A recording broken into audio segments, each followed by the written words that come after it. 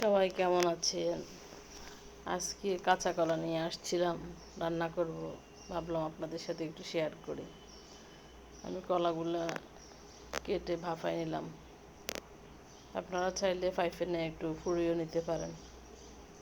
আলুর মতো করে পুরি রান্না করলে আরও অনেক বেশি মজা হয়। আমি এখানে একটা পাতিলের মধ্যে মশলা দিয়ে দিলাম। পেঁয়াজ রসুন দিয়ে একটু ভেজে নিতেছি।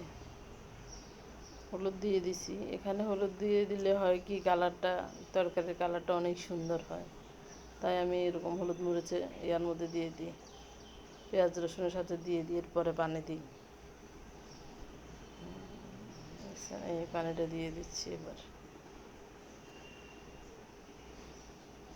এরপরে আমি কলাটাও দিয়ে দিব।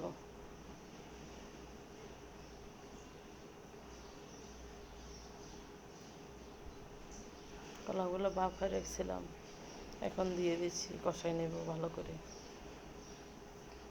আমি এক পাশে ফ্রাই প্যানে মাছ ভাজতে দিছি, মাছগুলো এখানে দিয়ে দেবো কলার মধ্যে।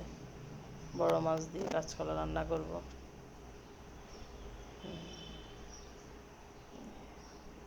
আচ্ছা, আমি মাছগুলো ভাজে নিতেছিলাম। একটু লাল করে ভেজে নেবেন, একটু লাল করে ভেজে নিলে বেশি মজা হয়। আমার মাছ ভাজিটা হয়ে গেল।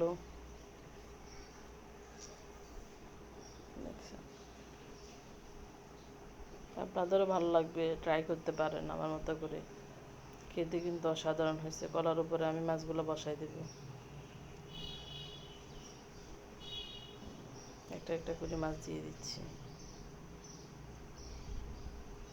খেতে কিন্তু বেশ হয়েছে, খেতে কিন্তু বেশ হয়েছে।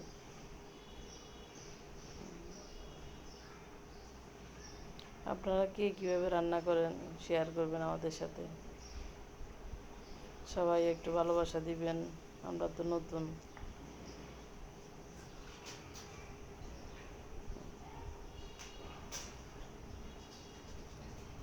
আমি মাছগুলো সব দিয়ে দিলাম।